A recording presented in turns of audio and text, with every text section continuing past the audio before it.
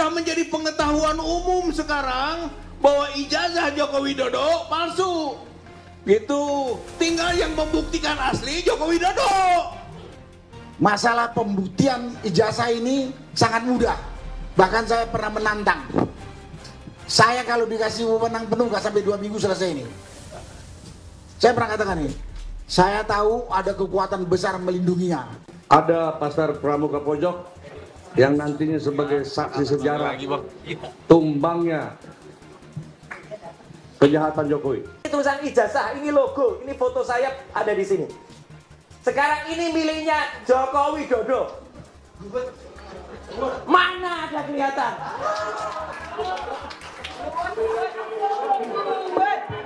Tidak ada sama sekali. Tidak ada. Bismillahirrahmanirrahim. Assalamualaikum warahmatullahi wabarakatuh. Sebagaimana kita ketahui bahwa pada Kamis 10 Juli 2025 yang lalu, Kombes Pol Ade Arisam selaku Kabid Humas Polda Metro Jaya mengumumkan peningkatan status dari tahapan penyelidikan ke penyidikan laporan terhadap klien kami, Roy Suryo dan yang lainnya, yang sebelumnya dilaporkan oleh Saudara Joko Widodo pada 30 April 2025 yang lalu. Menurut Polda Metro Jaya, peningkatan status ini bukan hanya terkait laporan Saudara Joko Widodo, tetapi juga sejumlah laporan dari Polres lainnya yang dilimpahkan atau dikonsolidasi oleh Polda Metro Jaya. Ada 5 laporan dari Polres yang lainnya dan kami pernah mendapatkan undangan klarifikasi. Namun dari 5 laporan tadi, 2 dinyatakan gugur karena pihak pelapor tidak mengajukan klarifikasi saat diundang, dan 3 dinaikkan ke tahap penyidikan. Artinya ada 4 laporan dari total 6 laporan yang ditingkatkan statusnya dari penyelidikan ke penyidikan. Sebagaimana kita ketahui, Saudara Joko Widodo sendiri melaporkan dengan dugaan tindak pidana pencemaran 310 KUHP, fitnah 311 KUHP, dan 27A Undang-Undang ITE terkait menyerang kehormatan menggunakan sarana IT. Namun di luar itu, kami juga menyebut ini penyelundupan hukum ya. Saudara Joko Widodo melaporkan dengan pasal 35 Undang-Undang ITE yang ancaman pidananya 12 tahun penjara, juga pasal 32 Undang-Undang ITE yang ancaman pidananya 8 tahun penjara. Ini yang dulu sering kami sebut upaya untuk kriminalisasi, karena dimasukkan pasal-pasal yang tidak relevan dengan delik pencemaran dan fitnah dengan target kalau nanti statusnya naik ke penyidikan dan ditetapkan tersangka, polisi bisa menggunakan kewenangan untuk melakukan penahanan berdasarkan KUHP karena ancaman pidana yang bisa ditahan itu minimum 5 tahun penjara. Dan dengan dimasukkannya pasal 35 dan 32 Undang-Undang ITE, melalui laporan Saudara Joko Widodo ini, polisi nanti bisa mengambil langkah untuk menahan walaupun dalam persidangan pasal-pasal ini tidak terbukti begitu. Dan itulah modus operandi kriminalisasi yang sering kami temui bukan hanya di kasus klien kami hari ini. Yang kedua, laporan-laporan yang lainnya itu dilaporkan ada yang dari Polres Jakarta Selatan yang mengatasnamakan Peradi Bersatu, unik sekali, lucu, bahkan aneh. Dia melaporkan diantaranya adalah kabar bohong, pemberitahuan bohong, 28 ayat 3 Undang-Undang ITE. Selain itu pidana sara, 28 ayat 2 Undang-Undang ITE, dan juga pasal 160 KUHP tentang penghasutan. Tetapi pelapor ini sendiri bohong. Dia menuduh kami mengedarkan kabar bohong, klien kami ya. Pelapor sendiri mengedarkan pemberitahuan bohong. Apa pemberitahuan bohongnya? Kemana-mana mengaku yang melaporkan adalah Peradi Bersatu. Tetapi saat kami diundang klarifikasi, tidak ada satupun laporan dari para pelapor itu yang namanya disebut sebagai atas nama Peradi Bersatu. Ada yang laporan yang diminta untuk klarifikasi itu antaranya yang pertama Andi Kurniawan, yang kedua Samuel Sweken, Kapriani, Lesumanan, dan Kahan Rahayan. Ada satu Samuel Sweket ya. Jadi tidak ada satupun atas nama Peradi Bersatu. Di dalam sebuah diskusi media ketika kami soal itu ya kebingungan begitu. Dan saya terus terang tersinggung karena saya anggota Perhimpunan Advokat Indonesia atau Peradi, dan saya sebenarnya tidak terima ada organisasi dimanfaatkan untuk kegiatan yang bisa kita kategorikan ikut-ikutan mengkriminalisasi, begitu. Nah, yang kedua tentu kami harus memberikan sikap terhadap apa yang sudah diumumkan. Sikap kami yang pertama tentu saja ini tindakan yang terlalu dini atau bahasa hukumnya itu prematur. Apa prematurnya? Pertama, kasus pencemaran ijazah palsu ini tidak bisa dilepaskan dengan kasus dugaan pemalsuan dokumen yang sudah dilaporkan di Barreskrim Mabes Polri. Walau hanya Dumas, kasus di Barreskrim itu sampai hari ini belum tuntas. Terakhir, ketika 22 Mei, Johandani Rahajopuro selaku Direktur Tindak Pidana Umum Barreskrim Mabes Polri menyatakan menghentikan penyelidikan dugaan pidana pemalsuan ijazah Saudara Joko Widodo. Telah dilakukan proses koreksi melalui apa yang disebut dengan gelar perkara khusus di tanggal 9 Juli 2025. Dan gelar itu belum ada hasil yang disampaikan kepada kita, pada publik. Harusnya setidaknya menunggu proses gelar ini diumumkan kepada publik. Misalnya, kalau gelar itu ternyata menguatkan penghentian penyelidikan, oh berarti dianggap sama dengan hasil yang diumumkan Johandani Rahajopuro. Sebaliknya, jika ternyata gelar menyatakan bahwa penyelidikan ini ada cacat proses, prosedur, dan substansi, dan pihak Biro Wasidik selaku pengawas penyidik memerintahkan kepada penyidik untuk membuka kembali dan melakukan penyelidikan terhadap dugaan tindak pidana pemalsuan dokumen 263 KUHP yang diduga dilakukan oleh Saudara Joko Widodo, maka kasus ini dibuka kembali. Jadi tidak relevan pencemarannya. Karena apa? Kasusnya jalan gitu. Nah, dari situ kami kemudian muncul praduga, jangan-jangan semua akan dikondisikan.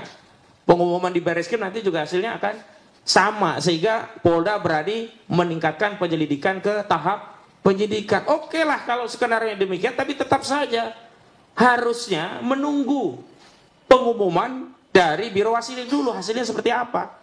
Karena ini berkaitan, tidak mungkin ada pencemaran ijazah palsu kalau belum dibuktikan ijazahnya asli. Bagaimana kalau ternyata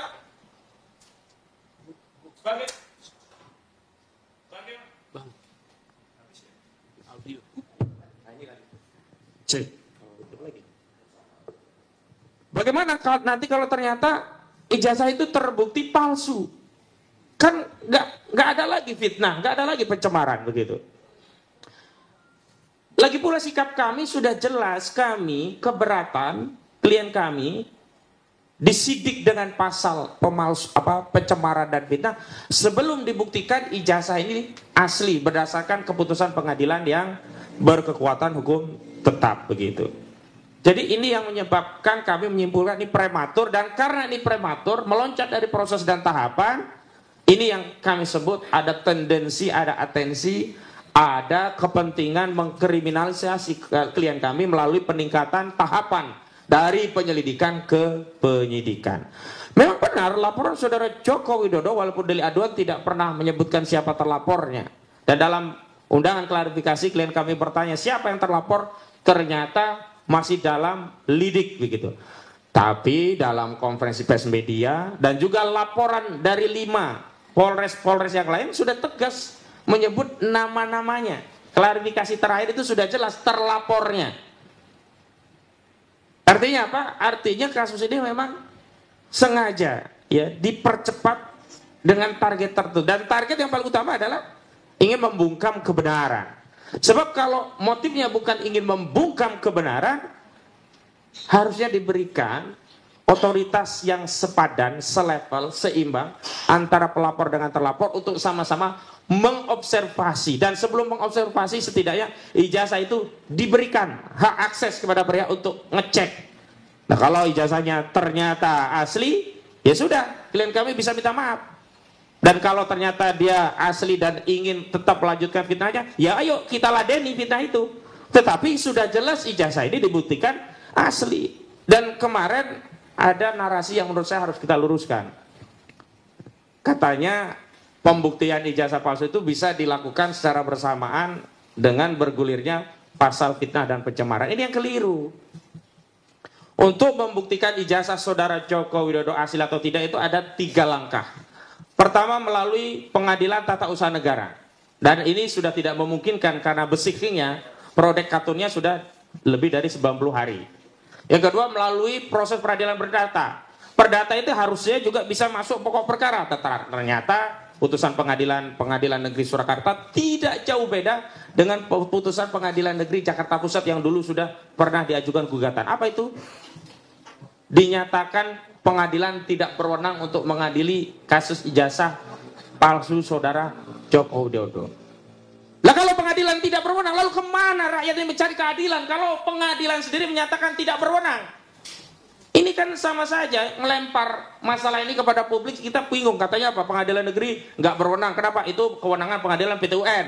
Lalu nanti bawa ke PT UN, pengadilan PT UN nggak berwenang. Kenapa? Karena sudah lewat 90 hari. Lalu kemana ini rakyat mencari keadilan, begitu loh.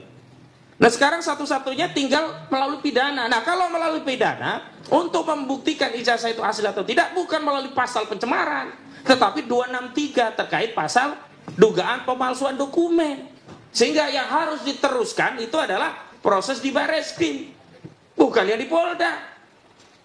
Coba adil gak? Klien kami dilaporkan, hanya potensi masuk penjara, tapi untuk dalam rangka membuktikan ijazah saudara Joko Widodo asli.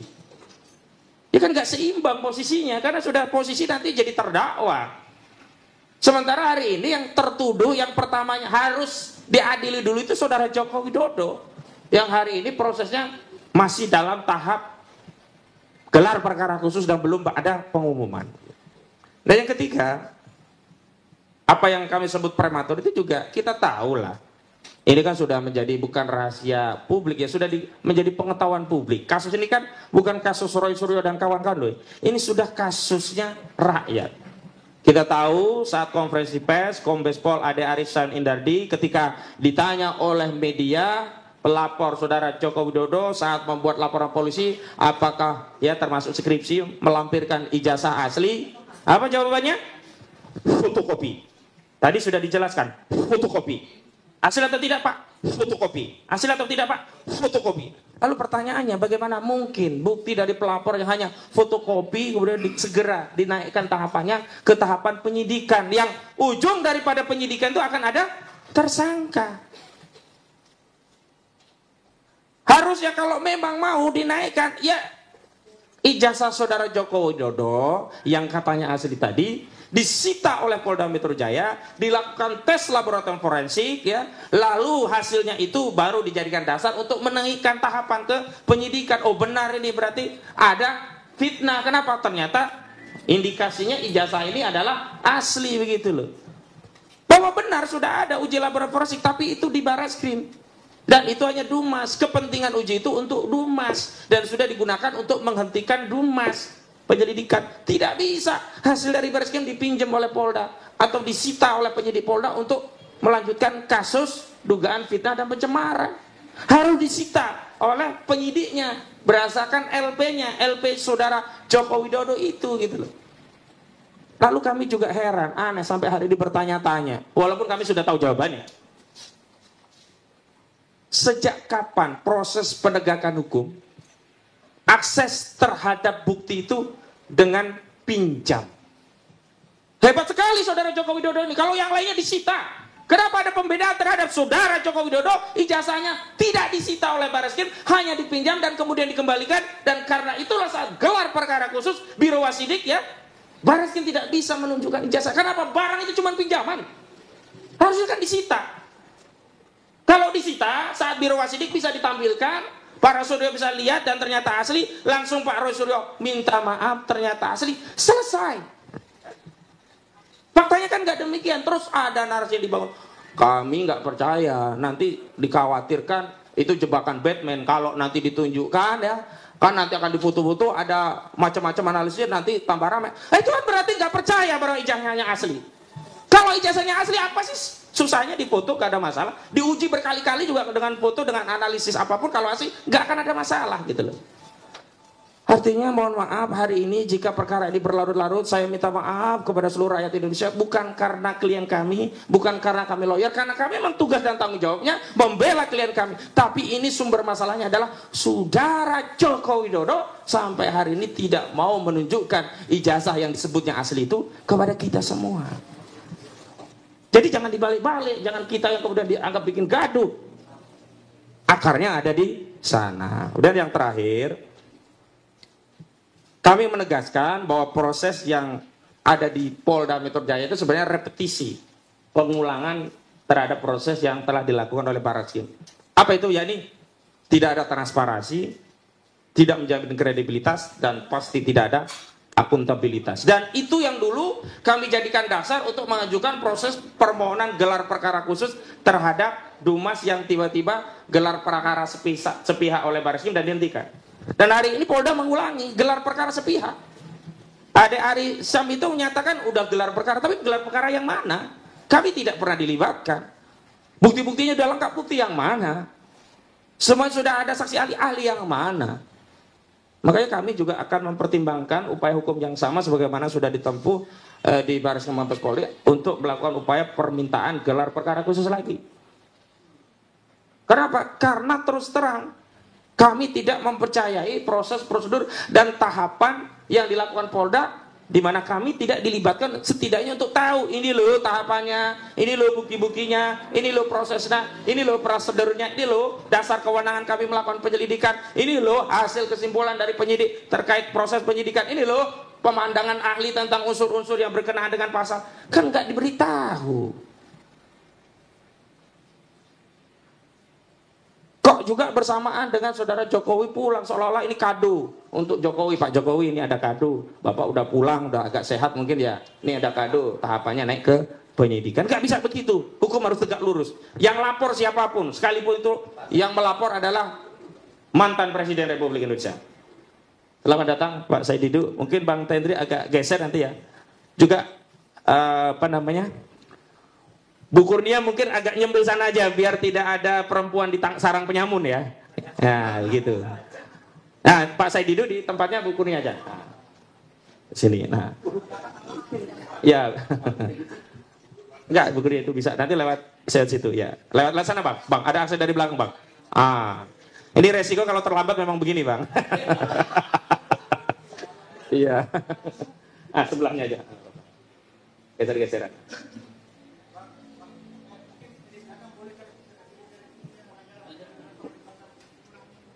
Ya.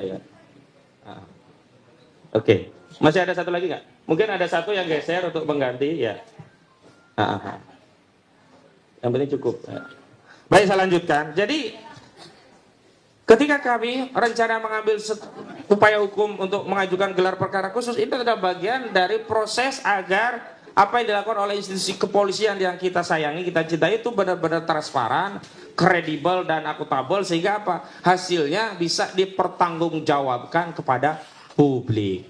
Dan tentu saja terkait apa yang akan dilakukan tim kami nanti juga Bang Rizal Fadila juga sudah menyiapkan rencana lanjutan terhadap proses digelar perkara khusus. Kami ingin tegaskan ada dua hal yang berbeda. Gelar perkara khusus kemarin itu hanya mengevaluasi proses yang sudah dijalankan oleh Barreskrim Mabes Polri. Tidak membahas tentang bukti baru apa yang dimiliki oleh pelapor. Tidak. Makanya kenapa Pak Roy Suryo dan Pak Rismon itu masuk, itu bukan bukti baru yang dibawa. Bukti yang sebelumnya sudah dikirim ke Barreskrim bagian dari lampiran Dumas, tapi tidak diperiksa. Ini kan sudah ada motif kalau begitu. Hanya memeriksa sesuatu yang menguntungkan dari pihak Saudara Joko Widodo yang kesimpulan akhirnya adalah dihentikan. Sementara dari Pendumas ditinggalkan. Makanya kita minta gelar perkara lagi, lalu dievaluasi apa yang hasil dari Barreskrim, termasuk kita jelaskan. Ada bukti-bukti ahli, keterangan ahli yang kemarin belum sempat diproses oleh Barreskrim. Jadi begitu, tidak terkait novum atau bukti baru ya. Nah, adapun terkait bukti baru, nanti Bang Rizal Fadil akan menjelaskan kenapa. Karena seiring dengan perjalanan kasus ini, ternyata makin kesini makin kita temukan banyak dokumen, keterangan dan selebihnya yang makin menguatkan bahwa ijazah Saudara Joko Widodo ini memang bermasalah. Saya kira itu saja penjelasan saya, dan mohon maaf Pak Nur Syam, untuk biar lebih tahu dulu mungkin bisa dibacakan dulu oleh Pak Samsir Jalil karena sudah jadi nanti. Setelah ini pembacaan dulu. Baik, saya kembalikan kepada Pak Nur Syam. Ya, makasih. Kita ke itu ya, pembacaan penekanannya kan sederhana sebenarnya, bahwa sampai hari ini belum ada kepastian soal ijazah Jokowi. Pengadilan hanya menyatakan bahwa tidak berwenang memeriksa. Itu jadi clear. Jadi tidak boleh ada menjustifikasi, ini kan sudah selesai, tidak bisa. Karena ini belum gitu ya. Karena tidak masuk di pokok perkara. Samsid. Kita masuk ke ini ya, pembacaan pernyataan sikap dari kami, langkah-langkah apa yang akan di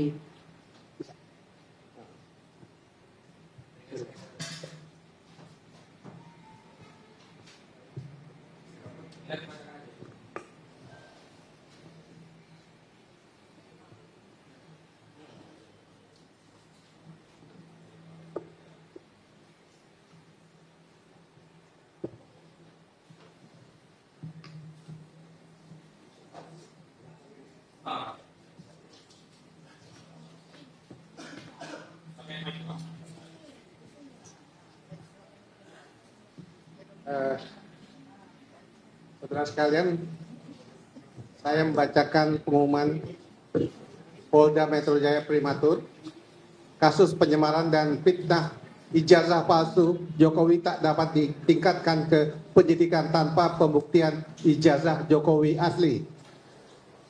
Polda Metro Jaya telah mengumumkan kasus laporan tuduhan ijazah palsu Jokowi dinaikkan dari tahap-tahap penyelidikan ke penyidikan.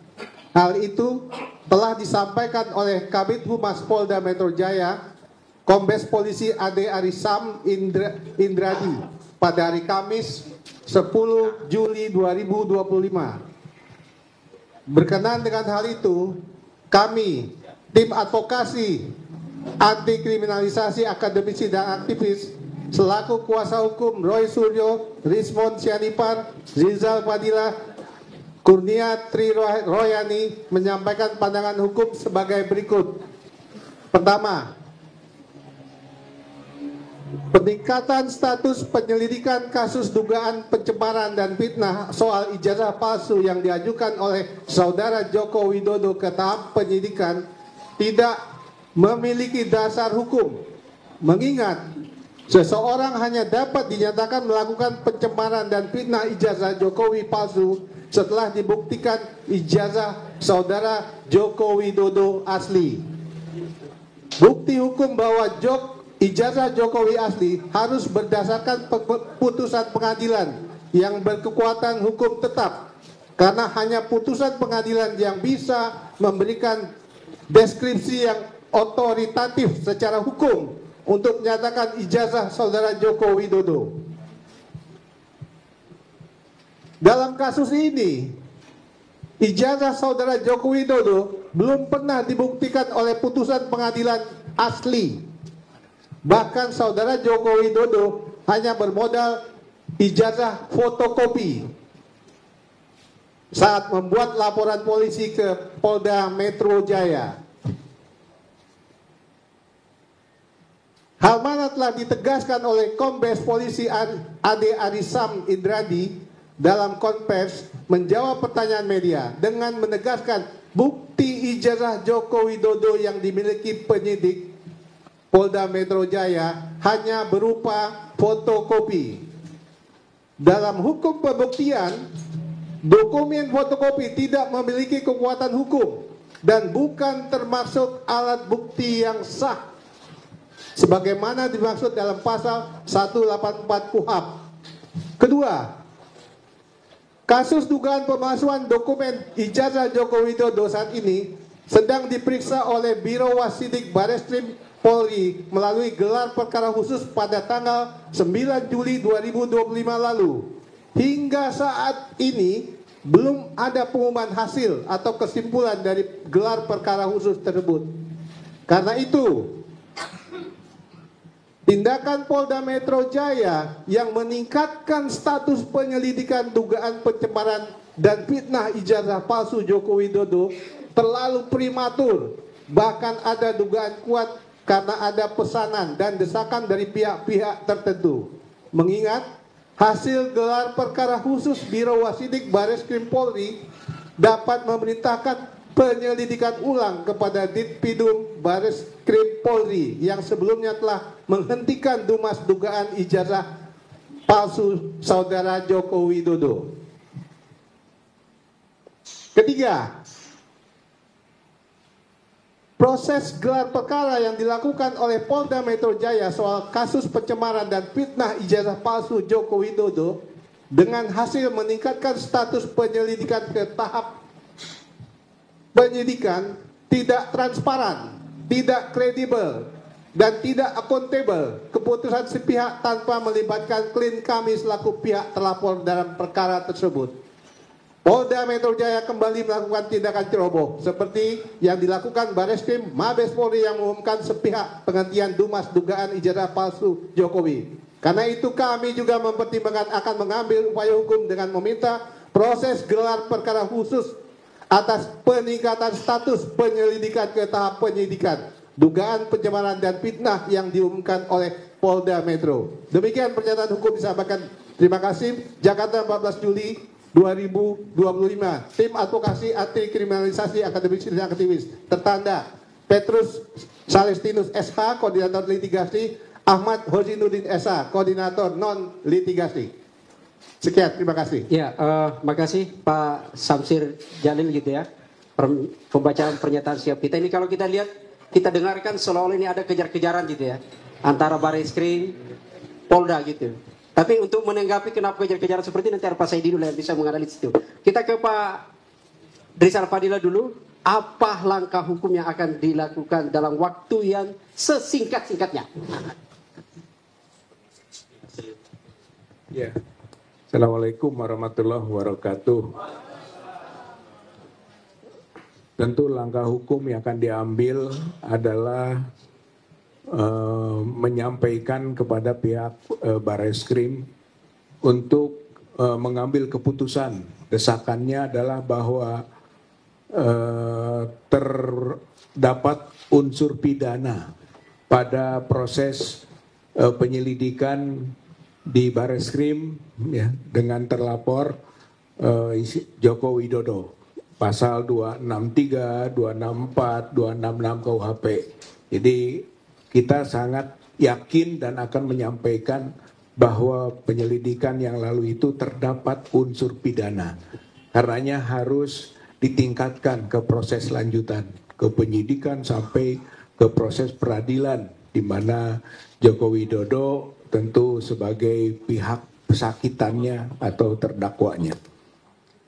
Yang kedua adalah tentu saja berkaitan dengan respon terhadap peningkatan penyelidikan ke penyidikan tadi yang di Polda Metro, karena terlibat juga pihak-pihaknya adalah kami juga begitu, adalah bahwa sebetulnya itu tidak memenuhi unsur pidana. Karena apa? Karena satu yang berkaitan dengan pencemaran, fitnah atau yang diadukan dari keaduan oleh Joko Widodo itu tadi harus berbasis dulu pada keputusan tentang asli atau palsunya dokumen. Tanpa adanya keputusan itu tidak akan ada pencemaran, tidak akan ada juga fitnah gitu. Jadi tidak mungkin. Oleh karena itu dari mana unsur pidananya sudah terbukti. Lalu yang 5 lagi laporan gitu. Pada umumnya di antara para pihak yang dilaporkan atau dimintakan keterangan klarifikasinya menyatakan keberatan atas legal standing daripada pelapor. Dan itu dituangkan dalam berita acara klarifikasi. Sehingga dengan begitu unsur pidananya di mana? Jadi tidak ada unsur pidana pada yang 5 laporan dan pada 1 laporan Joko Widodo. Oleh karena itu ketika dinaikkan ke penyidikan, saya kira ini merupakan yang disebut kriminalisasi. Itulah keberatan dari kuasa hukum tadi yang disampaikan sebagai pernyataan sikapnya. Nah, khusus mengenai yang di Bareskrim itu kan belum selesai, gitu ya. Bahwa gelar perkara khusus yang dilakukan kemarin itu belum sampai pada konklusi hukum, belum, gitu kan. Artinya apa? Pada gelar perkara khusus kemarin itu pada tahap ke-1 itu baru menerima informasi dari penyidik, gitu kan, penyidik yang di dalamnya ada penyelidik. Informasinya tidak beda dengan yang diumumkan pada tanggal 22 Mei 2025. Berarti tidak ada sesuatu yang baru. gitu. Bahkan dari pihak kita yang disebut pelapor atau pengadu mas begitu menyampaikan keberatan atas pengumuman tanggal 22 Mei tersebut, dan itu diungkapkan di gelar perkara khusus tadi gitu. Jadi sifatnya sudah ada penyampaian yang belum ada tindak lanjut. Nah, mungkin nanti saya ingin menegaskan tentang dasar-dasar pentingnya tindak lanjut itu begitu dalam kaitan dengan pasca gelar perkara khusus yang telah disampaikan kemarin, yang sebetulnya dari pihaknya penyidik, yang di dalamnya ada penyelidik, itu tidak ada sesuatu yang baru selain yang pernah diuraikan 22 Mei 2025. Saya kira itu poinnya.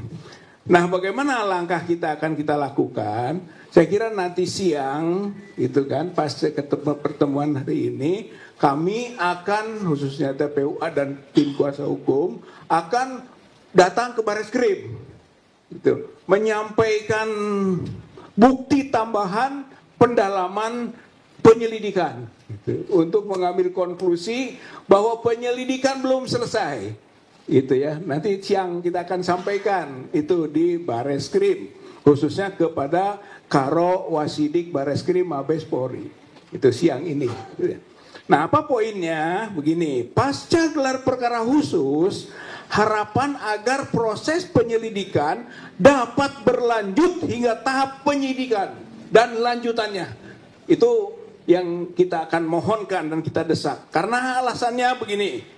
Pertama, bahwa paparan dan tayangan gelar perkara khusus mengenai adanya 3 ijazah teman seangkatan Joko Widodo yang tidak identik yang diuraikan oleh ahli Dr. Rismond dan Dr. Roy Suryo. Saya kira itu bantahan itu menjadi poin penting begitu, bahwa ijazah 3 teman seangkatan Joko Widodo tidak identik. Jadi berbeda dengan konklusi 22 Mei 2025 yang menyebut identik. Identik dari mana dan siapa komparasinya? Adakah autentikasi dari pembanding? Tidak dijelaskan di dalam gelar perkara khusus.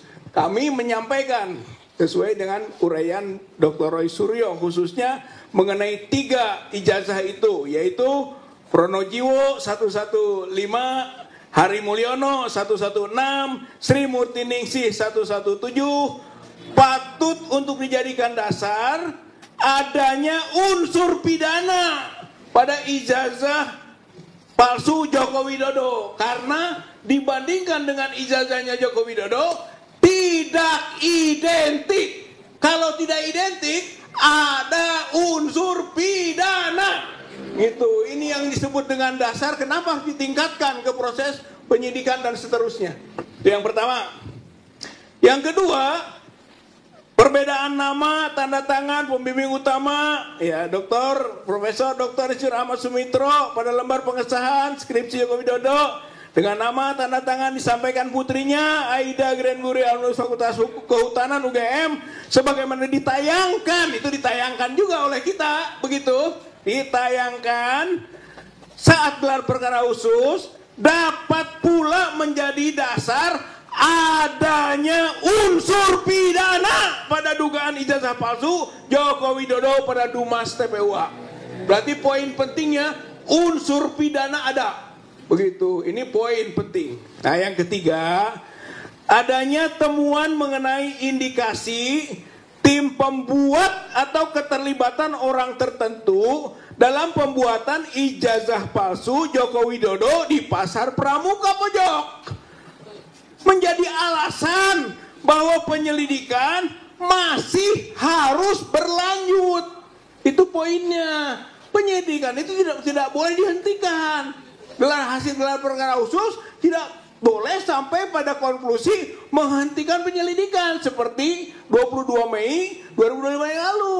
Karena ada ini, yaitu ditemukannya tim pembuat atau keterlibatan orang-orang tertentu dalam pembuatan ijazah palsu Joko Widodo di Pasar Pramuka.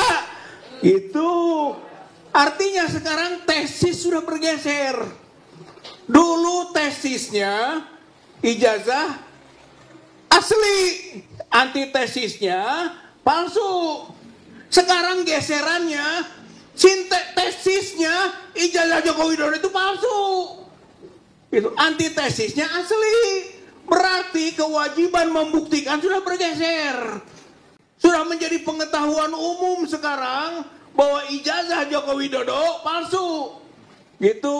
Tinggal yang membuktikan asli Joko Widodo. Itu terbalik sekarang ini pergeserannya. Gitu.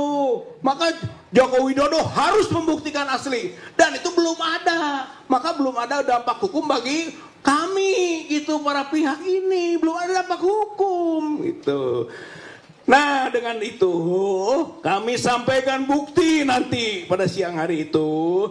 1, video podcast Topi Merah dengan Refli Harun pada RH Channel dengan analisis error level analysis, ELA, luminance gradient analysis, phase comparison, face recognition, dan lain-lainnya yang menunjukkan tidak identik dan dugaan kuat palsunya ijazah Joko Widodo. Itu poinnya nanti dari pembuktian itu.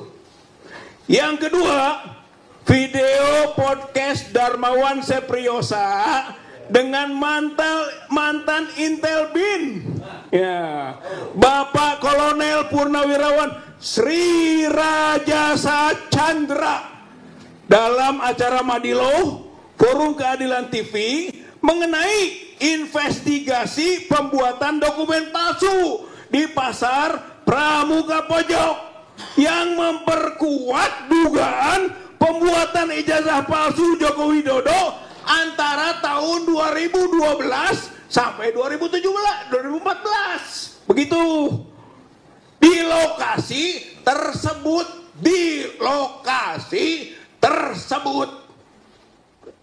Yang ketiga, tayangan dari KNC Opposite Channel mengenai keterlibatan tim inti pembuat ijazah palsu Joko Widodo, yakni David Agus Yunanto, Anggit Nugroho, Muhammad Isnaini, Widodo, Eko Sulistyo, Sigit Widiaman, dan Paiman Raharjo. Penyebutan nama tersebut patut menjadi alasan pemeriksaan kebenarannya oleh pihak kepolisian dalam rangka penyelidikan atau penyidikan. Konklusinya, 1, unsur pidana itu terbukti dalam proses ini. Kedua adalah penyelidikan tidak boleh dihentikan. Jadi Mabes Polri tidak boleh menghentikan penyelidikan karena masih ada agenda-agenda yang harus diteruskan dalam proses penyelidikan atau penyidikannya. Saya kira itu agenda terdekat kita. Nanti siang ini akan kita sampaikan. Bahkan kalau perlu kita komunikasikan lebih dalam kepada pihak Karo, Wasidik, Bareskrim, Mabes Polri. Saya kira ini yang bisa disampaikan mengenai agenda terdekat. Terima kasih. Wassalamualaikum warahmatullahi wabarakatuh. Warahmatullahi wabarakatuh. Ya, terima kasih Pak Rizal Fadila gitu ya, prinsipal. Sekali lagi saya ingatkan teman-teman, ini ada banyak tokoh di sini ya. Bahkan yang disebut tadi Pak Chandra gitu ya, ada hadir juga di sini. Lalu, tapi sebelum beliau menanggapi lebih jauh soal di Pramuka itu, kita ke Mas Roy dulu ya. Ini seperti ada temuan baru nih, gitu ya. Di depan saya masih fotokopi juga, tapi katanya asli di belakang gitu ya. Bismillahirrahmanirrahim. Assalamualaikum warahmatullahi wabarakatuh. Salam sejahtera untuk kita semuanya. Om Swastiastu, Namo Buddhaya. Pertama-tama terima kasih atas kehadiran seluruh rekan-rekan media, baik media mainstream maupun YouTube dan alternatif, juga kepada Saibul Bait kita, ya, pemilik kantor pengacara Pak Ahmad Yani, terima kasih, dan kepada seluruh tim kuasa hukum bidang litigasi di bawah Pak Petrus Celestinus dan juga non litigasi di bawah Pak Ahmad Kosinudin. Saya update saja, ya. Alhamdulillah hari ini Senin, ya 14 Juli 2025 sudah banyak sekali perkembangan yang ada. Dan alhamdulillah juga tadi disebutkan oleh Bang Ahmad Kosinudin, kami mendengar bahwa ada konon sudah ada, bukan konon ya, karena diumumkan langsung oleh Kabid Humas Polda Metro Jaya, Pak Kolonel Ari, bahwa sudah naik status penyidikan hanya dengan menggunakan fotokopi. Clear. Kenapa saya mengatakan menggunakan fotokopi?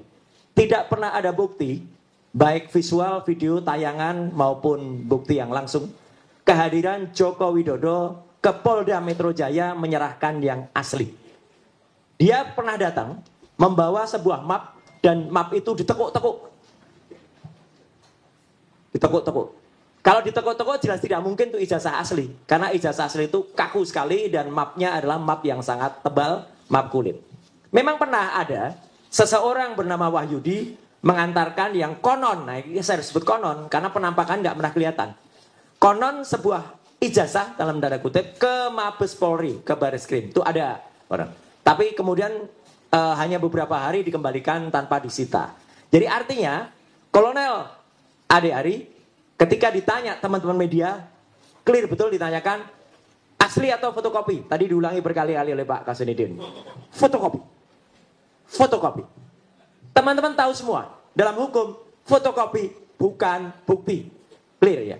Jadi kalau bukan bukti, kalau itu hanya berupa fotokopi, sangat janggal sekali kalau kemudian ada kenaikan status. Itu yang pertama. Yang kedua soal kenaikan status adalah, kalaupun dipaksakan atau nekat dinaikkan, maka nanti pada yang harus diperiksa pertama adalah pelapor. Joko Widodo harus datang duluan ke Polda Metro Jaya, bukan kemudian sudah ada sounding-sounding, minggu ini kami akan dipanggil. Itu urutannya salah besar. Joko Widodo dulu harus dipanggil. Kemudian saksi-saksi dari pihak pelapor yang dipanggil duluan. Ahli, panggil lagi semuanya di sana. Dan yang paling menarik, ini ada perkembangan dari ahli yang katanya ahli ya, yang disebut ahli digital forensik. Pada saat gelar pendapat khusus di Bareskrim, dia mengakui dia bukan ahli analog. Jadi kalau dia sendiri dihadirkan, makan tuh kata-katanya. Buat apa dia dihadirkan untuk sebuah bukti yang sifatnya analog? Jadi dia tidak berhak untuk menjadi ahli dalam kasus di Polda Metro Jaya. Kalau itu dipaksakan lucu. Dan dia waktu itu di Bareskrim sebenarnya kami waktu itu bisa menolaknya karena dia tidak mendapatkan surat tugas. Kami, saya, Dr. Ismon, Dr. Tifa, Dr. Taufik, itu ada di surat tugas yang diserahkan kepada Karwasidik. Ahli digital forensik yang katanya ahli itu tidak mendapatkan surat tugas. Jadi dia harusnya bisa ditendang keluar. Tapi ke atas kebaikan hati kami tidak menendang keluar. Kenapa? Kami ingin mendengar apa paparan keahliannya. Ternyata ini fakta teman-teman semua. Dan ini bisa ditanyakan kepada Karwasidik dan seluruh peserta gelar. Tidak ada satupun presentasi ilmiah yang ada. Dia bahkan melakukan ad hominem, menyerang secara pribadi, Dr. Resmond, menyerang saya, menyerang teman-teman. Jadi kualitasnya sangat-sangat diragukan yang katanya ahli itu tadi. Ya, kalau itu mau dilakukan. Jadi saya menyebutnya dia ahli sastra. Kenapa ahli sastra? Hanya bisa omon-omon saja. Ya, itu faktor yang pertama yang paling penting. Nah, ini tadi yang sudah dibocorin oleh Pak Sam. Yang kedua sekarang. Lebih berkembang dari tadi yang sudah disampaikan Pak Rizal Fadila, terima kasih, jadi saya nggak perlu ngulangi. Karena kami terus dipertanyakan kemarin, ini kan buktinya harus analog, harus ada bukti asli. Hari ini, Senin, 14 Juli 2025, kami selaku prinsipal menyatakan, kami sudah memegang 5 bendel bukti asli, ijazah asli dari Universitas Gadjah Mada. Bukan hanya fotokopi, tapi ijazahnya asli. Jadi ijazah yang bisa pegang bukan hanya ijazah, lengkap dengan transkrip nilai, lengkap dengan semua bukti-bukti, dan diserahkan langsung oleh, terima kasih untuk kakak-kakak kelas saya, mahasiswa UGM yang asli. Dan itu adalah dari Fakultas Kehutanan yang lulus angkatan 85. Jadi itu pada periode tahun 85 dari Fakultas Kehutanan Universitas Gadjah Mada yang asli.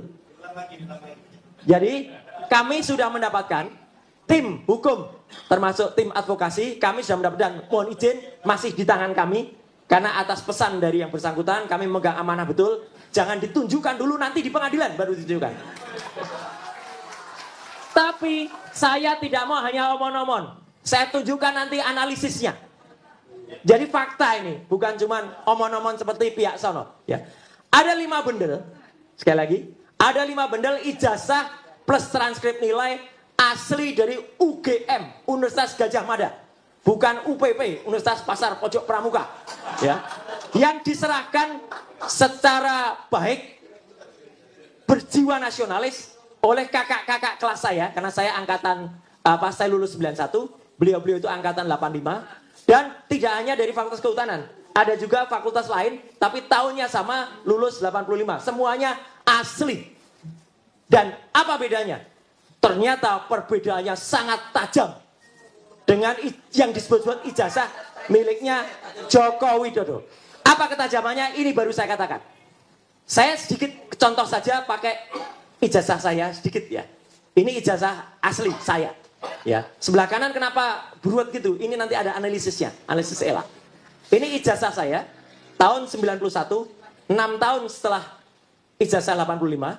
Yang pertama, di sini kalau diperhatikan, ada yang namanya watermark di seluruh bidang ijazah yang dicetak di kertas. Ada tulisan Universitas Gadjah Mada, Universitas Gadjah Mada. Jadi di situ ada tulisan Universitas Gadjah Mada, Universitas Gadjah Mada. Tidak ada di ijazah ini. Clear. Kehabisan tinta itu Mas. Tidak ada. Jadi watermark itu penting sekali. Ya. Saya sampaikan bukti ini semacam yang disampaikan Dr. Tifa kemarin sore, ya. Tapi tetap saya dengan Dr. Tifa tidak atau belum menunjukkan yang lembar aslinya dulu, karena itu akan di pengadilan. Tapi kami menunjukkan analisis. Yang kedua, ada yang namanya emboss. Itu dikatakan juga di Refli Harun oleh Dr. Tifa. Embossnya ada di mana? Nanti saya ceritakan embossnya. Jadi emboss itu ada logo Universitas Gadjah Mada. Dan itu tidak bisa dibuat di Pasar Pramuka. Nggak mungkin. Ada emboss yang ada di situ. Nembus sampai belakang. Yang ketiga, ada benang kertasnya. Jadi kertas ini genuine. Ada benang kertasnya. Saya bisa tunjukkan di ijazah asli milik saya. Mohon maaf kalau Anda lihat nama saya kok tidak mirip ya. Kok di situ terbaca Suryo Udoro. Kan saya Suryo Noto di Projo. Iya. Bapak Ibu, saya mendapatkan pergantian nama dari Roy Suryo Udoro menjadi KRMT Roy Suryo Noto di Projo. Asli juga itu. Ya. Dari Keraton Pakualaman. Keraton Pakualaman dan Keraton Jogja gelarnya tidak bisa dibeli. Asli. Lain dengan seseorang dari Pasar Pramuka yang tiba-tiba jadi KPH. Kanjeng Pangeran Haryo. Pangeran Haryo dari mana dia?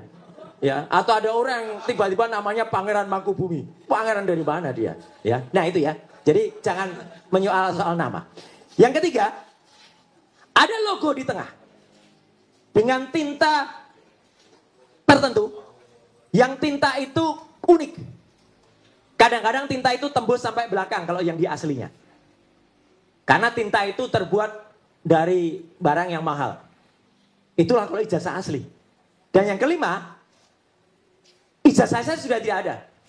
Tetapi di ijazah tahun sampai dengan tahun 85 memang masih ada yang namanya meterai.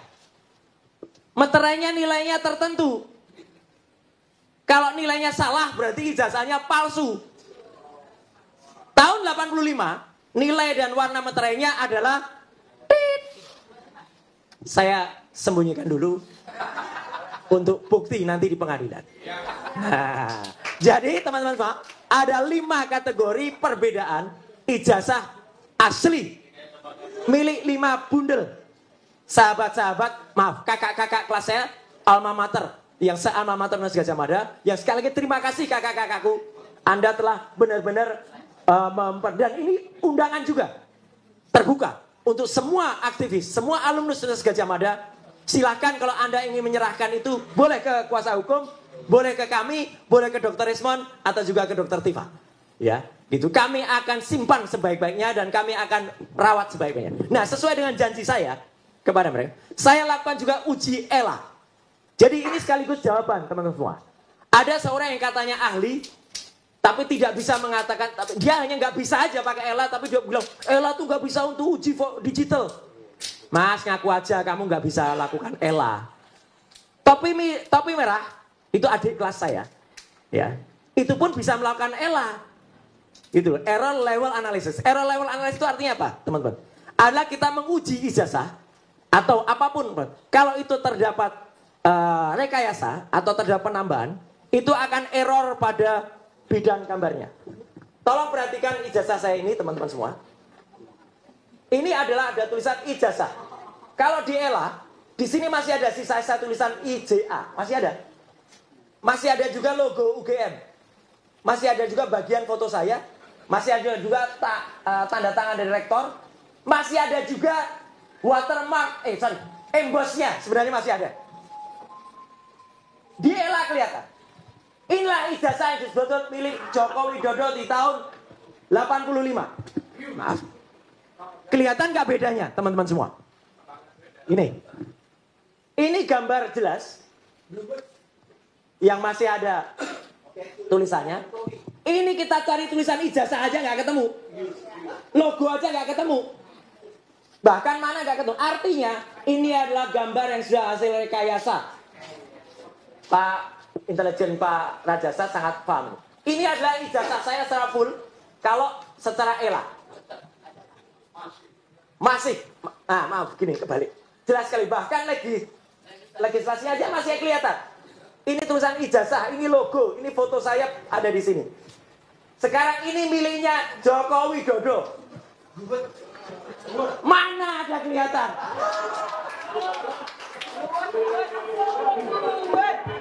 Tidak ada sama sekali. Tidak ada. Sama sekali. Gelap kayak orangnya katanya. Enggak bro, ya kita enggak minum. Tapi artinya tidak ada. Dan hasil analisis ELA ini saya pertanggungjawabkan kepada dunia akhirat. Allahu Akbar. Tidak ada hasil pada lembar yang disebut miliknya Joko Widodo. Tidak otentik. Jadi bukan hanya identik. Dan saya sudah mohon izin kepada yang bersangkutan. Saya tidak tampilkan aslinya, tapi saya tampilkan analisis ELA-nya. Ini adalah ijazah asli Angkatan 85 Fakultas Kehutanan, seangkatan dengan Joko Widodo. Ada semuanya. Masih kelihatan. Tulisan ijazahnya ada, bekas logonya ada, kemudian watermarknya juga masih ada. Ya, yang 5 juga sama. Yang 4 lainnya juga sama. Aslinya ada. Jadi saya tidak hanya berani menunjukkan analisisnya, saya tidak hanya berani digitalnya, analognya ada, dan ijazah itu asli semuanya, diserahkan langsung oleh masing-masing yang bersangkutan kepada kami, ya, dan itu siap untuk dipertanggungjawabkan. Artinya apa? Ini adalah bendel bukti yang menambah, jadi tidak mengurangi, Pak. Menambah bukti yang tadi disampaikan oleh Pak Rizal Fadila. Dan bukti-bukti ini siap untuk dibawa juga ke Bareskrim. Ya, clear ya. Nah, kemudian sedikit sebelum nanti Pak Kolonel Chandra Rajasa bisa menyampaikan, saya pun tidak hanya omong-omong. Saya terjun langsung ke pasar Pramuka. Buktinya ada di salah satu TV nanti malam. Tayangannya namanya Dipo Investigasi. Ya.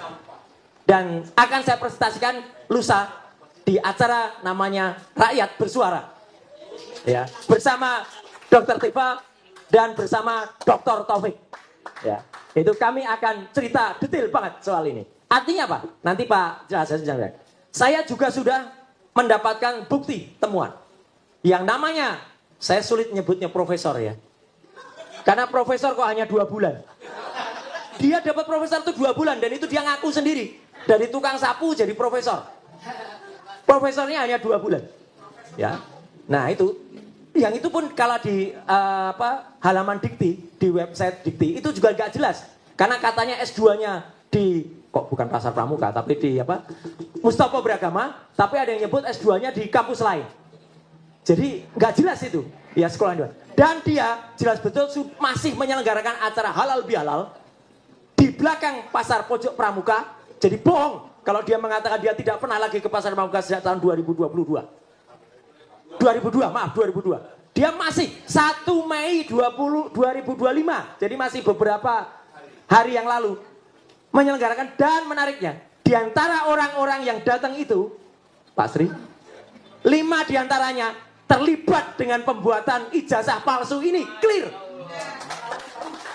Tinggal pengakuan saja, nanti cara-cara dari intelijen, cara-cara dari teman-teman semua itu akan buktikan dengan cara elitisasi, dengan cara wawancara, dengan cara apa. Tapi yang jelas mereka sudah mulai ketakutan karena bukti-buktinya sudah jelas mengarah. Makanya pasar Pramuka itu habis. Sudah kalau menurut saya tapi kata mereka dibakar pada akhir 2024 yang kemarin. At last but not least, Bapak dan Ibu, kita sekarang memang sedang tampak seperti bermain catur. Ini makanya gambarnya catur. Siapa yang cepat, siapa yang menang. Tapi kita semua sedang melawan sesuatu yang sangat jahat.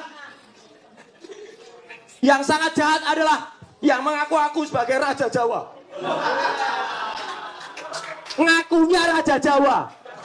Bahkan ada anak buahnya bergerak KPH palsu. Ya, dia tidak pernah itu. Banyak cerita soal Raja Jawa itu, tapi nanti lain waktu diberikan oleh sumber Raja Jawa yang sebenarnya sudah ada. Jadi artinya apa yang kita presentasikan di sini, sekali lagi terima kasih para kuasa hukum, ya. Kita sama-sama melawan zolim, melawan tenggoraing, ya. Jahat ini adalah Raja Jawa yang palsu dan itu sudah merusakkan Indonesia dan harus kita lawan. Sekian, terima kasih. Wassalamualaikum warahmatullahi wabarakatuh.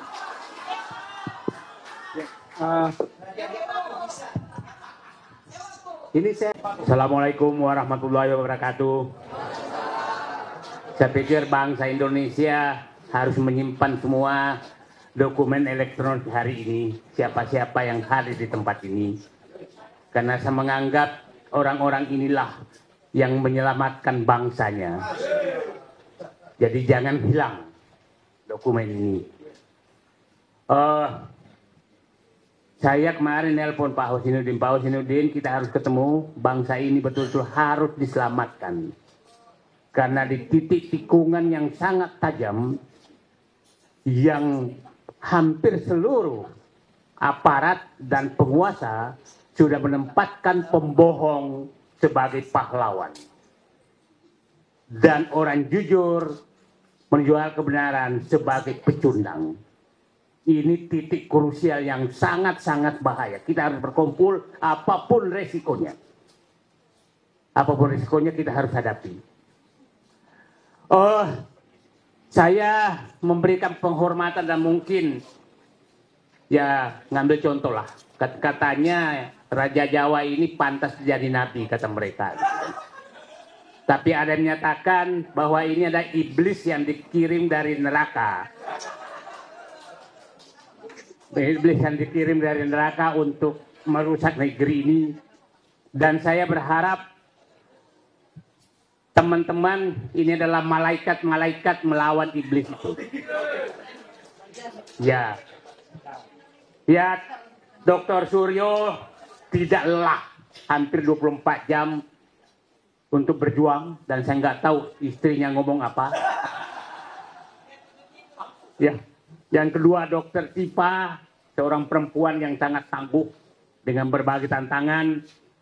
Dr. Rismond tahu-tahu muncul dari Jepang datang ke Sumatera Utara, diterbangkan memperbaiki Jawa.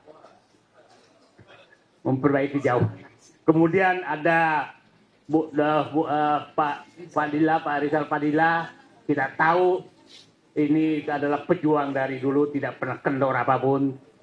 Ibu Kurnia, perempuan tangguh. Egy Sudana, saya hanya penggembira di luar. Dan kita semua akan ada di belakang bapak-bapak. Insya Allah, bapak jangan kendor satu senti pun.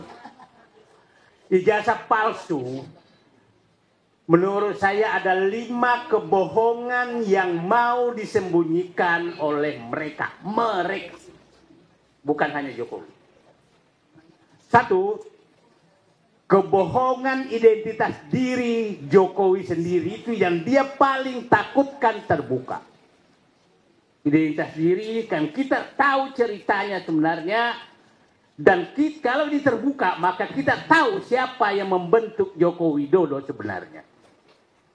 Saya pikir publik udah paham. Yang kedua adalah kepalsuan dan kebikin kepalsuan putranya yang menjadi wakil presiden. Itu juga kalau ini terbuka, ini akan terbuka siapa dia sebenarnya, dan kepalsuan terhadap dinasti ini akan terbuka semua. Yang kedua, ketiga adalah kepalsuan pemilu yang sudah dilakukan oleh dia, itu juga akan terbuka. Kebohongan itu akan terbuka. Yang keempat adalah kebohongan korupsi yang ribuan triliun, itu akan terbuka. Ribuan triliun korupsi yang terjadi selama rezim Joko Widodo. Yang ini adalah kebohongan tukang-tukang survei yang sekarang jadi komisaris BUMN di mana-mana. Jadi kita akan membongkar 5 kebohongan. Jadi jangan heran bahwa musuh kita banyak sekali karena banyak sekali yang terancam. 5 kebohongan tadi saya ulangi: kebohongan identitas pribadi Joko Widodo, kebohongan terhadap putranya yang jadi wakil presiden, kebohongan pelaksanaan pemilu selama ini, kebohongan korupsi ribuan triliun, dan kebohongan survei-survei yang dilakukan selama ini. Ini 5 kebohongan. Nah, yang akan ditutupi sebenarnya. Jadi memang musuh kita sangat-sangat berat karena penikmat kebohongan ini itu mulai dari istana sampai ke lurah. Itu ya semua. Nah, haram. Nah, di posisi seperti ini saya meminta kepada seluruh rakyat Indonesia 3 hal. Mari kita turun semua untuk membela kebenaran ini dan menggusur kebohongan yang hanya dilakukan oleh satu keluarga dari Solo. Masa kita kalah? Itu komandannya.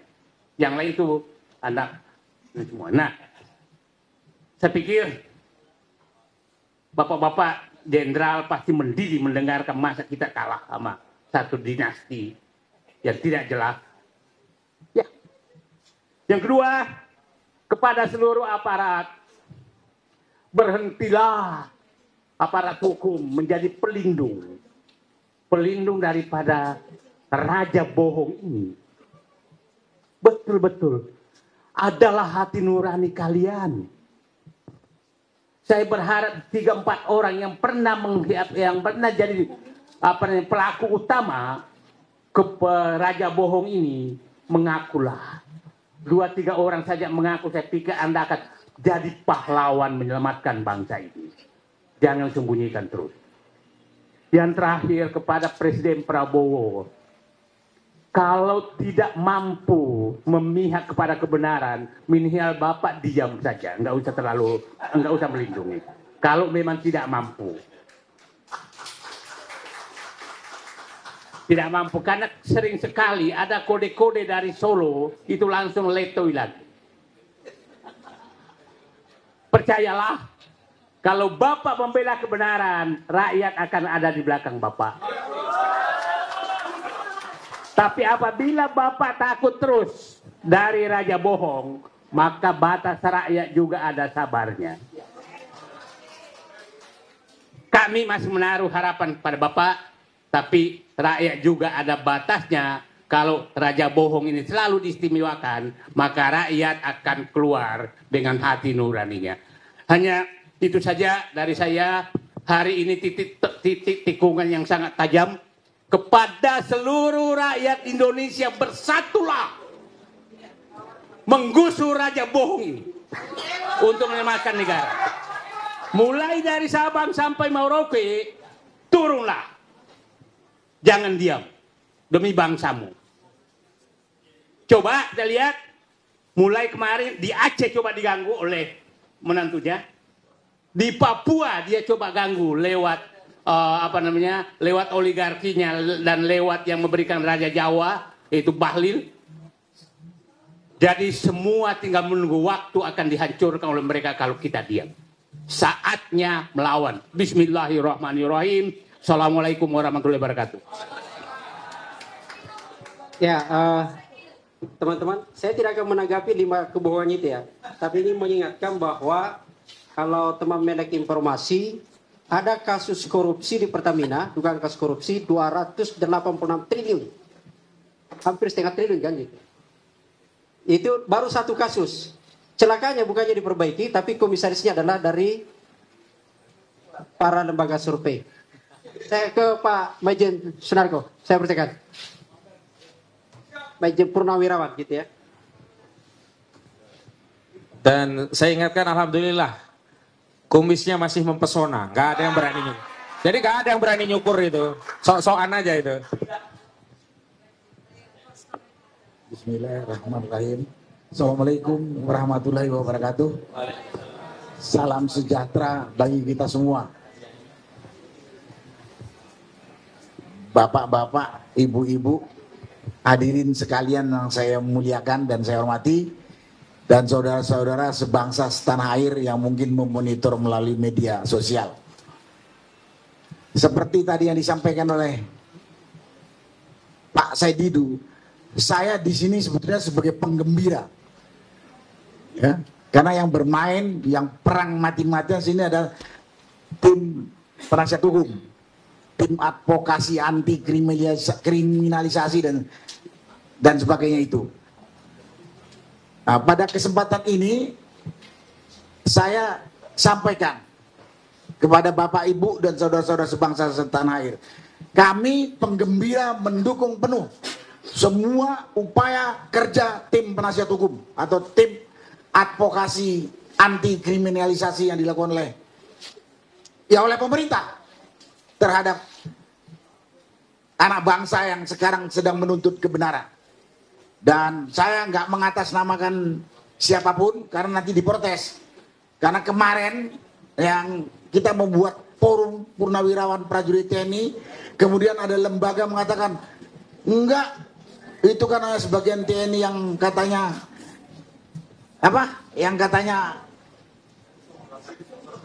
sakit hati, nggak kebagian, saya nggak dan sebagainya. Karena itu saya tidak mengatasnamakan siapa, tapi mengatasnamakan diri saya dan teman-teman yang sehati dengan saya untuk mendukung tim advokasi anti kriminalisasi yang sekarang sedang berjalan, terutama yang menuntut ijazah palsu Jokowi di Barreskrim, dan kemudian juga mendukung tim ini yang dikriminalisasi, yang dituntut oleh si Jokowi sendiri gitu. Saya beberapa waktu yang lalu sudah pernah berkata, masalah pembuktian ijazah ini sangat mudah. Bahkan saya pernah menantang, saya kalau dikasih wewenang penuh gak sampai 2 minggu selesai ini. Saya pernah katakan ini, saya tahu ada kekuatan besar melindunginya. Tadi sudah disampaikan mungkin secara rinci oleh Pak Said Didu. Ini benar. Terbongkar satu ini, mungkin ratusan atau ribuan individu ikut terbongkar. Dan terbongkar semua kasus kebusukan, kecurangan, kejoliman dari mulai 2014 sampai hari ini. Karena itu mereka sekarang bersatu menghadapi kita. Karena itu saya mengulang lagi apa yang disampaikan oleh Pak Said Didu. Mari kita seluruh rakyat Indonesia bersatu melawannya. Dari Sabang sampai Merauke. Jangan masa bodoh. Jangan masa bodoh. Ini kelanjutan negara kesatuan Republik Indonesia yang telah didirikan oleh orang tua kita dengan darah dan jiwa. Dan ini juga untuk menjaga kelangsungan hidup anak cucu kita. Jangan diam saja. Jangan takut. Jangan takut. Ya, jangan takut. kalau kita ngelihat atau mendengar keterangan kronologis dari tim penasihat hukum terutama dari Pak Roy Suryo, Pak Kojinuddin, Pak Rizal Padilla, udah terang benderang. Sudah terang benderang kalau Jokowi menggunakan ijazah palsu untuk menduduki jabatan dari wali kota, gubernur, sampai presiden. Dan sekarang menurunkan kepada anaknya yang juga diduga pasti palsu. Karena ijazah dia cuma sampai SMP. SMA-nya tidak ada. Berarti kalau udah pakai S1, S2, S3 atau S4 palsu semua. Kalau ada S4. Jadi RT aja SMA gitu. Jadi justru pada kesempatan ini saya mengajak saudara-saudara sebangsa setanah air jangan masa bodoh. Ini menyangkut kelangsungan hidup negara, kelangsungan hidup anak cucu kita. Kita sudah lihat bagaimana hancurnya 10 tahun dipimpin oleh Jokowi. Kalau nanti kelanjutannya terah dia juga yang memimpin, mau jadi apa negara kita ini? Mau jadi apa negara kita ini? Mau jadi apa anak cucu kita ini? Sekali lagi, jangan masa bodoh. Jangan tidak peduli. Itulah dukungan saya kepada tim dan himbauan saya kepada rakyat. Kemudian kalau saya boleh memberi komentar dengan kasus sedang berjalan ini, saya sebenarnya mendengarkan kronologis penegakan hukum yang ada di Indonesia sejak 2014 sampai yang hari ini. Perut saya itu mual untuk nggak sampai muntah. Karena saya bilang jangan masa bodoh. Kita lihat kematian sekian 800 lebih petugas KPPS. Apa ada pengusutan hukum? Kasus kematian kilometer 50 anak buahnya Habib Rizik. Apa ya? Bukan itu penyidikan atau penyidikan dan pengadilan dagelan. Kemudian kasus Sambo. Belum lagi para aktivis yang unjuk rasa. Kemudian ada kasus kecil-kecil di mana? Maksudnya bukan kecil, dari jumlah korban kecil di Kendari ada mahasiswa tertembak saat unjuk rasa, nggak jelas. Kanjuruhan 130 lebih, nggak ada proses. Jadi kalau kita diam saja sekarang dengan kasus yang sekarang sedang diupayakan oleh tim penasihat hukum anti kriminalisasi yang dipimpin oleh Pak Selestinus CS ini akan terjadi lagi dagelan-dagelan yang lalu. Nah, kalau itu berlanjut terus, hari ini baru yang tadi saya sebutkan, besok, lusa, atau yang akan datang, bisa saja terjadi pada kita. Atau anak cucu kita. Mau kita? Ini kelompok-kelompok, tadi dikatakan Pak Said dulu, saya ngulang saja. Katanya ini utusan neraka, atau perwakilan neraka dikirim ke dunia gitu. Nah ini kan kalau dibiarkan berarti dia akan membawa kita ke neraka semua nanti. Apa mau? Sekarang kita lawan. Sekarang kita lawan. Tidak ada yang bisa kita harapkan dari kumpulan orang-orang busuk, curang, pembohong, tidak jujur. Kalau mereka memerintah atau memimpin negara, nggak ada yang bisa diharapkan dari orang-orang seperti itu. Saya ingat teman saya pernah ngomong ini. Saya sebut aja teman saya ini, Pak Refli Harun. Saya nggak akan mau masuk kelompok pemerintahan yang saya tahu dia duduk di situ dengan hasil kecurangan. Dan saya bilang yang saya ikutin Pak Refli. Karena kita tahu penipu, pembohong, manusia serakah dan rakus. Kalau mengelola satu organisasi atau mengelola negara, tak ada yang bisa diharapkan untuk rakyat secara adil. Pasti hanya berpikir perutnya, perut keluarganya, dan perut kroninya. Padahal kita punya hak yang sama untuk menikmati semua kekayaan alam negara kita yang begitu kaya raya. Karena itulah, mari kita berjuang untuk kelangsungan negara dan bangsa kita, dan mari kita berjuang untuk anak cucu kita. Dan ingat, tak ada yang bisa diharapkan kebaikan dari orang-orang licik, rakus, tidak jujur. Tak ada. Jangan terkecoh dengan berita-berita di medsos yang mengatakan, oh Jokowi sudah melakukan ini, pemerintah sudah melakukan ini, dan lain sebagainya. Itulah komentar saya dan ajakan saya kepada rakyat. Dan kemudian yang berikutnya yang perlu saya sampaikan kepada aparat TNI maupun Polri, Anda memang punya kode etik, tunduk, setia, taat kepada atasan. Kalau atasanmu itu jalan on the track sesuai konstitusi, kalau tidak, Anda tidak punya kewajiban mengikuti perintah atasanmu, malah kau yang akan ikut masuk neraka. TNI, Polri, dan penegak hukum lain. Saya bekas tentara. Jadi jangan dipotong-potong. Kode etik di TNI dan Polri mengatakan kita harus tunduk, setia, taat kepada atasan. Itu sebetulnya ada kelanjutannya. Kalau atasan atau pimpinan on the track dengan konstitusi, keluar dari track konstitusi, lawan.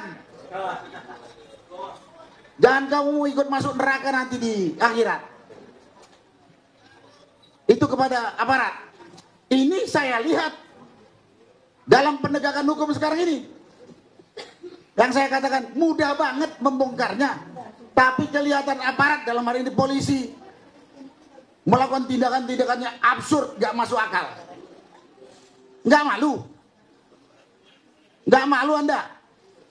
Malu keluarga, malu anak cucu, atau nanti kalau udah mati dicatat polisi atau penegak hukum mungkin juga ikut TNI dalamnya, bongkar gitu aja nggak bisa kan? Saya nggak percaya yang katakan polisi tidak mampu atau tidak profesional. Yang ada polisi dan aparat penegak hukum lain tidak jujur, tidak adil. Itu fakta yang terlihat. Karena dia tergabung dalam konspirator melindungi tadi, melindungi kebusukan yang sudah sejak 2014 itu. Dan terakhir, saya cuma mengimbau atau minta atau teriak kepada Presiden Republik Indonesia ini, Presiden Prabowo, kemana bapak-bapak dengan kasus-kasus yang begitu ringan saja kok bikin gaduh bangsa ini.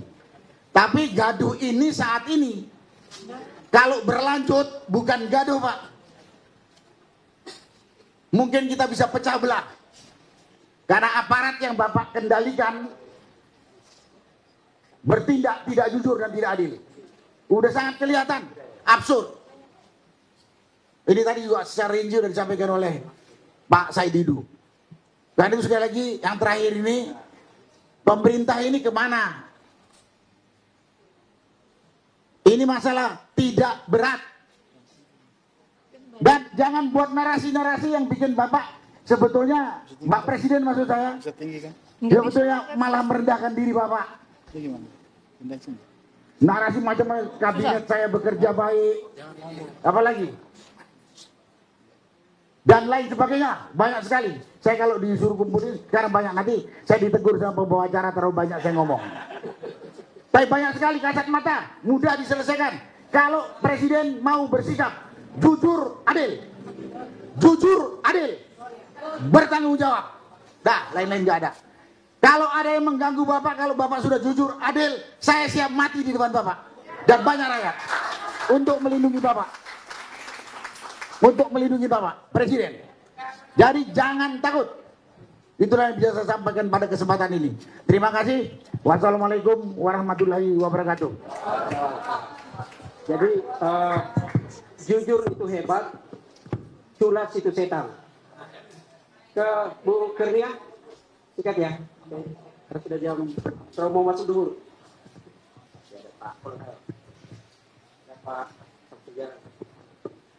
Bismillahirrahmanirrahim.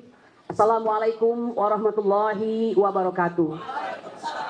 Ya, insya Allah saya coba untuk singkat ya, untuk menyikapi naiknya status penyelidikan, menjadi penyidikan atas laporan saudara Joko Widodo dan 5 relawan pecinta matinya terhadap kami para pejuang ijazah asli bagi semua orang yang sudah mengenyam pendidikan. Ya, kami ingin mengatakan apa yang disampaikan pada hari ini tertera di mata kita semua, bahwa mohon maaf Kepolisian Republik Indonesia seperti telah melakukan suatu terus-menerus pelayanan kepada Joko Widodo. Ini indikasinya adalah bahwa gugatan PN Surakarta diberi dengan hadiah sebagai NO atau Knee on Wonderful Club. Kemudian sebagaimana kita ketahui ijazah dinyatakan identik. Dan yang ketiga, laporan di Polda ditindaklanjuti. Kami ingin mengatakan ini adalah merupakan suatu akrobat politik. Akrobat politik itu apa sih? Kalau kita ingat, akrobat itu adalah suatu harusnya prestasi fisik yang luar biasa dalam hal melibatkan kelincahan dan keseimbangan. Ya, ini mengenai sirkus fisik trik begitu.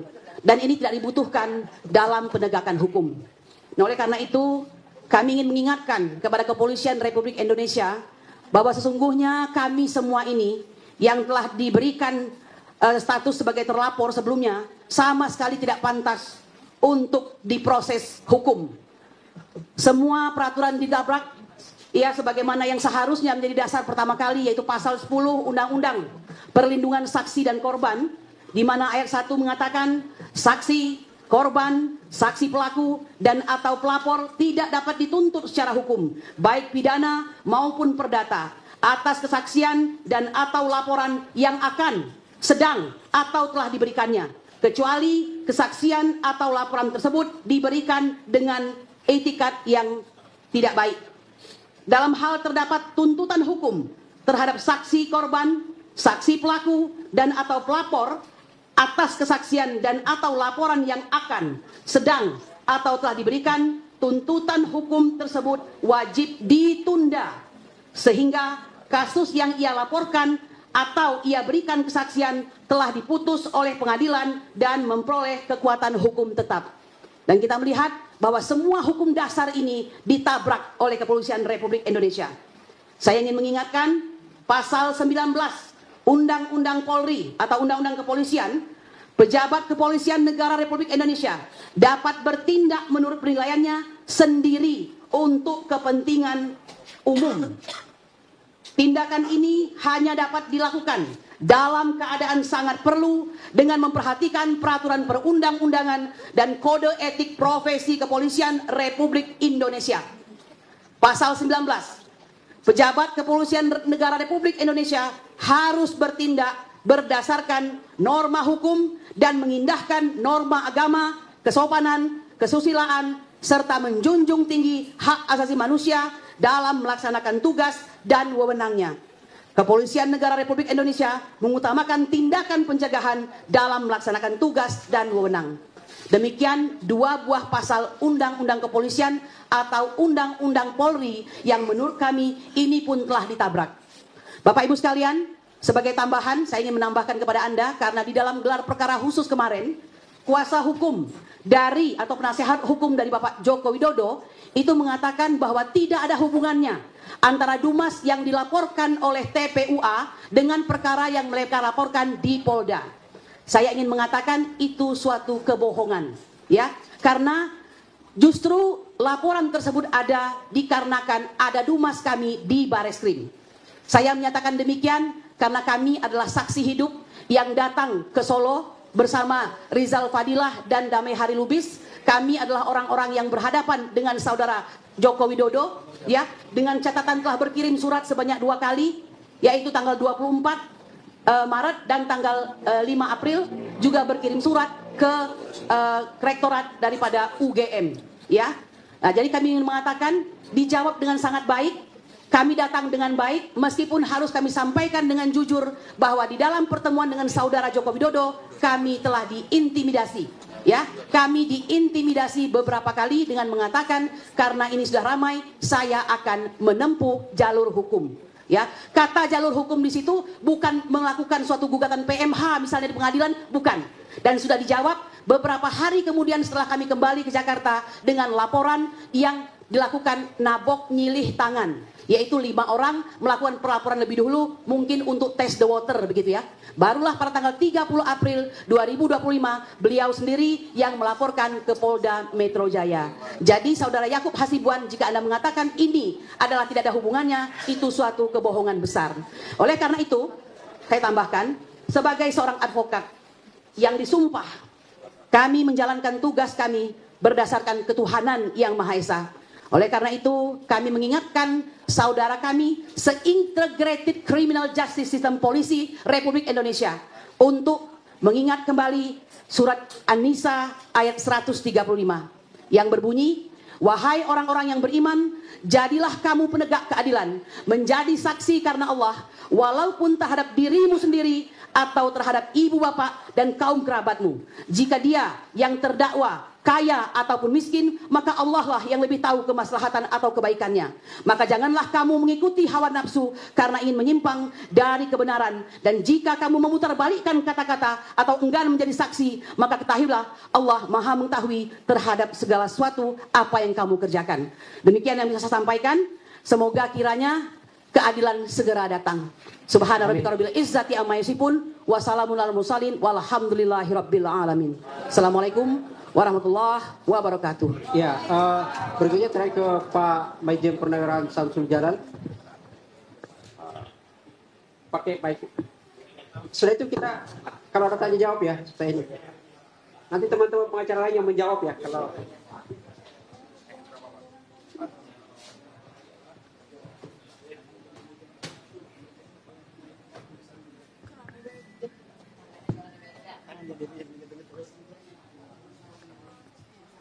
Bismillahirrahmanirrahim.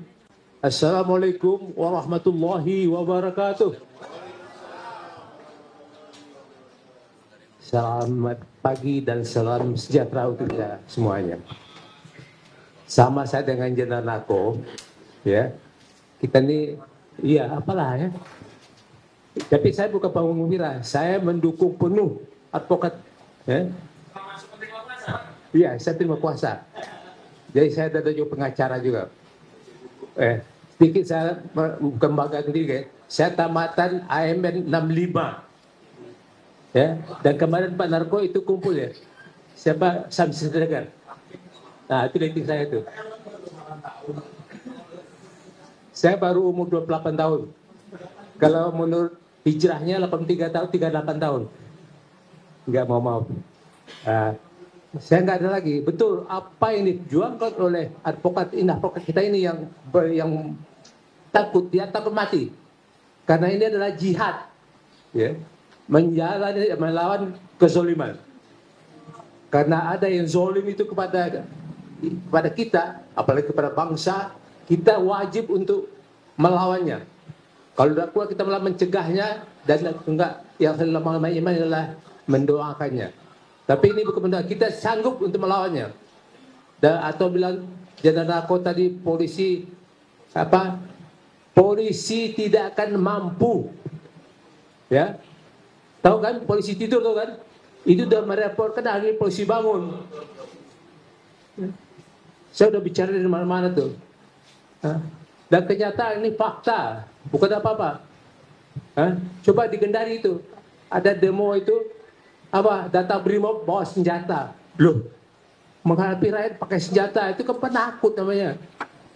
Masa bawa rakyat menghadang rakyat demo itu pakai senjata? Gak ada itu. Dan tak satu lagi, saya pernah bicara dengan mantan Kasat itu, Andika.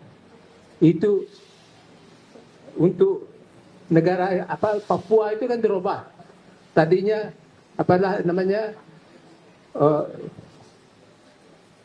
bendera ini itu untuk Irian Jayapura itu, Irian Barat itu kan dirubah menjadi KKB, kelompok kriminal bersenjata. Loh, kenapa dirubah? Mengapa nggak tetap OPM? Kenapa? Kalau sudah menjadi KKB itu adalah anunya polisi. Dan saya bisa polisi nggak akan mampu, saya bilang. Buktinya yang bergerak sana siapa? Pasti tentara, TNI. Dan yang korban yang meninggal, yang gugur itu TNI. Polisi nggak ada yang gugur, nggak ada yang tewas karena penakutnya itu. Jadi ini nggak ada. Saya juga terima kasih kepada pengacara-pengacara yang hadir. Mari kita berjuang. Jangan takut, jangan gentar. Ya. Dan kami Purnawirawan tidak ada istilah Pak Narko sudah nggak aktif lagi. Ingat prajurit prajurit tentara yang tua ini tidak akan pernah mati. Nah, ya. All soldiers never die, ya, betul. Dan kami tidak akan pernah berhenti berjuang demi negara bangsa dan negara yang kita cinta ini. Ya. Nggak ada, tetap berjuang, hidupkan kebahagiaan kita ini dengan melakukan perjuangan yang terus menerus. Merdeka! Allahu Akbar! Terima kasih. Wassalamualaikum warahmatullahi wabarakatuh.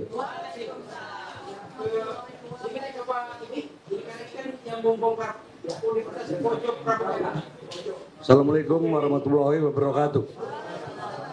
Saya hanya melengkapi hasil penelitian Mas Roy dan kawan-kawan.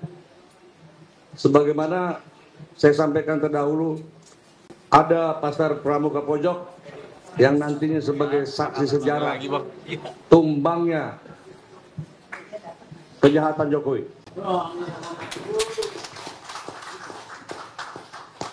Halal bihalal yang dilakukan oleh Pak Iman ternyata membuka kotak Pandora. Kejahatan Pak Iman dan kawan-kawannya di Pasar Pramuka Pojok. Dari foto-foto yang dapat kita ambil, di sanalah terlihat siapa yang ahli tanda tangan, siapa yang ahli ini, dan semuanya ada. Dan itu semua nama-nama sudah ada di Mas Roy dan di Sentana. Nah, kemudian hasil investigasi saya sebagai mata-mata, ya pernah pengalaman mata-mata, kemudian verifikasi silang, ditemukan pengakuan dari seorang perempuan yang mengatakan bahwa Pak Iman adalah otak yang mencetak ijazah Jokowi. Cuma bukan dia, ada ahlinya.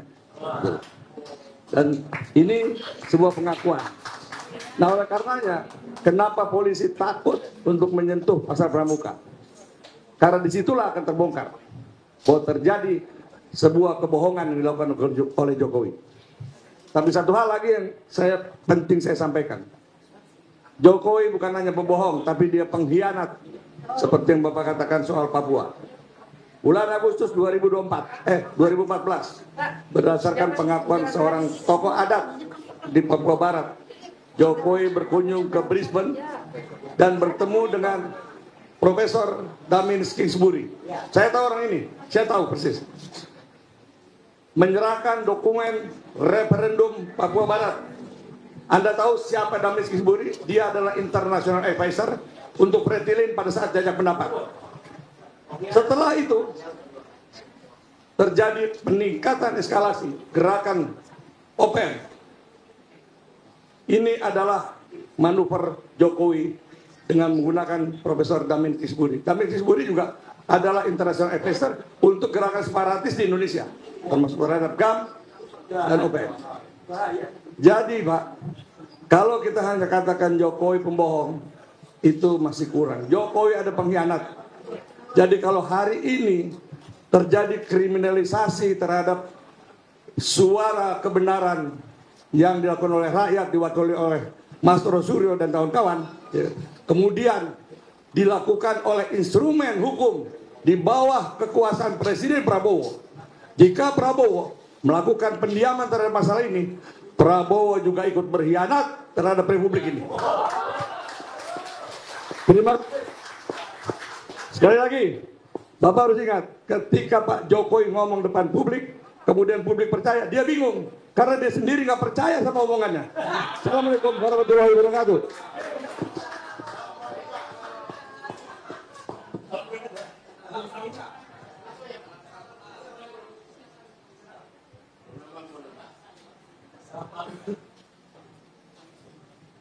Ya mohon maaf.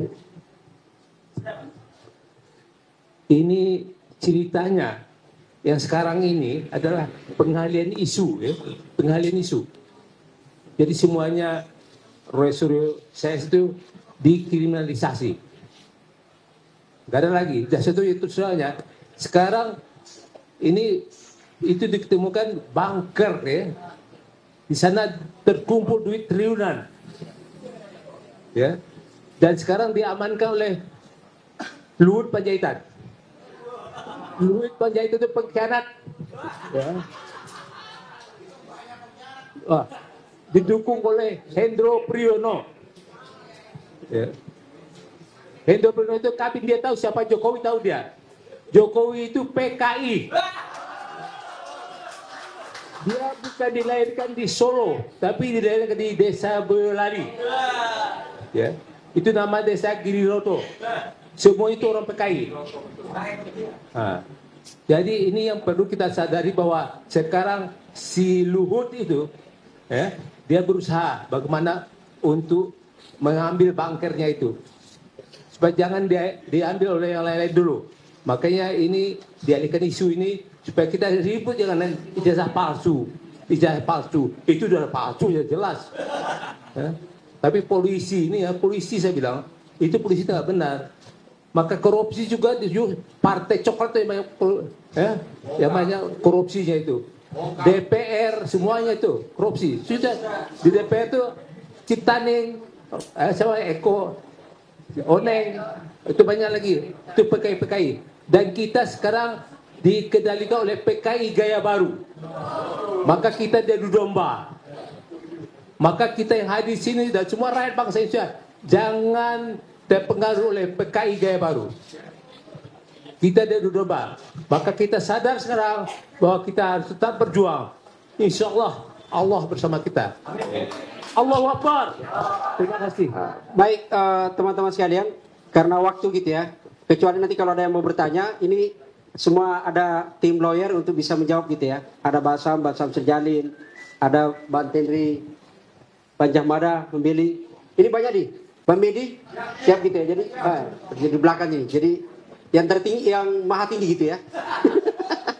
Baik teman-teman sekalian. Oh ya, tertinggi. Teman-teman sekalian, saya kira kita akhiri karena mau juga ke Bariskim dan lain-lain gitu ya. Terima kasih atas kehadirannya semua. Sekali lagi para tamu yang mensupport gerakan teman-teman Mas Roy. Sekali lagi ini bukan perjuangan Mas Roy gitu ya. Bukan untuk diri, apalagi keluarganya sudah terganggu, tapi untuk kita semua. Sekali lagi mohon maaf. Assalamualaikum warahmatullahi wabarakatuh.